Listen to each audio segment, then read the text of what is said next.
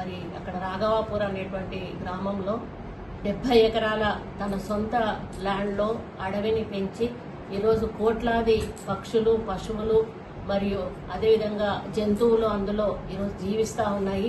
మరి అందులో ఎన్నో రకాల పండ్లు వాటికి తినడానికి మరి చెట్లను పెంచడమే కాకుండా అందులో నుంచి ఒక చెట్టు సంబంధించిన ఒక కాయ కానీ ఒక గింజ కానీ వారు తినరు, ఒకరిని తిననీయరు, ఎవరిని రానివ్వరు. కేవలం పక్షుల కోసం మాత్రమే, అక్కడ ఉన్న జీవరాశుల కోసం మాత్రమే అడవిని పెంచుతా ఉన్నారు, ప్రకృతి కోసం పెంచుతా ఉన్నారు. మరి అటువంటి వ్యక్తి 70 ఎకరాలు ఈరోజు పెంచగలిగాడు అంటే అది ఒక మహాయుద్ధం అన్నట్టు. అది ఆయన 3 ఏళ్ల నుంచి కూడా ఇప్పటి వరకు దానినే ప్రపంచంగా బతుకుతున్నాడు. ఆయనకు వెనకాల ఎంతో మంది సహాయ సహకారాలు అందించారు. ఆ సహాయ సహకారాలతోటి వాళ్ళ కుటుంబ సహకారం కూడా అందులో ఉంది. ఎందుకంటే ఈ రోజుల్లో ఒక అరగజం కాడ ఇట్లా గెట్టు కాడ పంచాయతీలు పెట్టుకొని ఒకరినొకరు చంపుకునేటువంటి పరిస్థితులు ఉన్నాయి. పక్కోని భూమిలో ఏమి కబ్జా పెడదామా అని చూసేటువంటి రోజులు ఉన్నాయి. అటువంటిది ఒక కుటుంబం మొత్తంగా ఒకటిగా ఉండి 70 ఎకరాల స్థలాన్ని ఈరోజు మరి వారు పెద్ద అడవిగా నిర్మించడం అనేది మామూలు విషయం కాదు. మానవ నిర్మిత ఫారెస్ట్ ఇది. మరి ఆయనకు ఎంత ప్రేమ ఉందో ఆయన మాటలలోనే తెలుస్తుంది మనకు.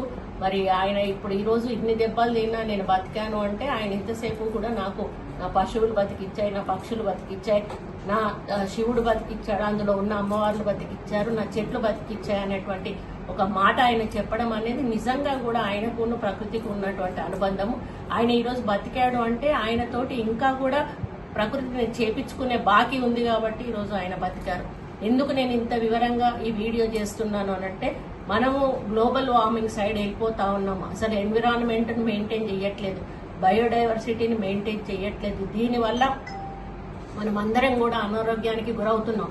మన జనరేషన్ కాదు, మన ముందు తరాలను కూడా చూడాల్సిన అవసరం ఉన్నది. కాబట్టి ప్లాస్టిక్ సింగిల్ యూజ్ ప్లాస్టిక్ ను కూడా మనం బ్యాన్ చేయాలి. దాంతో కూడా రాబోయే రోజుల్లో చాలా ప్రమాదాలు జరగనున్నాయి. అదేవిధంగా మీకు ఎక్కడ వీలుంటే అక్కడ ఒక మొక్క 2 మొక్కలు మీ పేరు మీద, ఒకరి పేరు మీద, లేకపోతే మీ తల్లి పేరు మీద కానీ, తండ్రి పేరు మీద కానీ, మీకు పుట్టినరోజు కానీ, మీ పెళ్లి రోజు కానీ, ఈ విధంగా ఏదో ఒక రోజు ఒక మొక్కను నాటండి.